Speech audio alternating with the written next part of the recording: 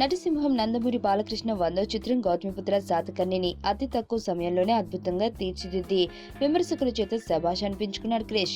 బాలయ్య అభిమానులు, పరిశ్రమ పెద్దలు అంతా క్రిష్ కి జిందాబాదులు కొట్టారు. మంచి సినిమా తీసిన వారిని ఎప్పుడు ప్రోత్సహించే దర్శకధీరుడు రాజమౌళి కూడా క్రిష్ ని తెగ పొగిడేశాడు. గౌతమిపుత్ర శాతకర్ణి అద్భుతంగా ఉందని, నీ నుంచి మేము చాలా నేర్చుకోవాలంటూ క్రిష్ కి ట్వీట్ చేసి హోరెత్తించాడు. అంతేకాదు స్వయంగా యాంకర్ గా మారి క్రిష్ ని ఇంటర్వ్యూ చేశాడు. అయితే ఆ ఇంటర్వ్యూ పత్రికల్లో వేసుకుంటామని క్రిష్ టీం అడగటమే ఈ ఇద్దరు దర్శకుల మధ్య చిచ్చు రాజేసింది. రాజమౌళి పేరిట పత్రికల్లో అచ్చైన ఒక ఉత్తరం ప్రకంపనలు సృష్టించింది. క్రిష్ టీం ఆ ఉత్తరం రాసేటప్పుడు కాస్త అతి చేసిందట.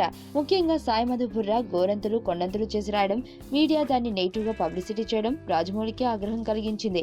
క్రిష్ దీనికి వివరణ ఇచ్చే ప్రయత్నం చేసినా బెడిసి కొట్టిందని ఫిల్మ్ నగర్ టాక్. చివరికి రాజమౌళి ట్విట్టర్ లో క్రిష్ టీం కి వ్యతిరేకంగా ట్వీట్లు పెట్టే వరకు వెళ్ళిందట. ప్రస్తుతం వీరిద్దరి మధ్య సయోధ్య కుదిరిందా లేదా అన్నది పక్కన పెడితే ఒక రకంగా సాయి మాధవే ఇంత రచ్చకి పరోక్షంగా కారకుడయ్యాడని అంటున్నారు సినీ జనాలు. సుబ్బు, నీకు తెలుసా నాకు ఎర్లీ మార్నింగ్ ఒక కల వచ్చింది. ఏమని?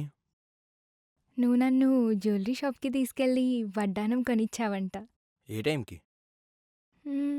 గుర్తులేదు సుబ్బు, 5 అనుకుంటా. అదే మరి 5:05కి మీ బాబొచ్చి బిల్లు కట్టినట్టు నాకు కాల్ వచ్చింది. గీతా సుబ్రహ్మణ్యం, ఈ జంట పేరు గీతా సుబ్రహ్మణ్యం.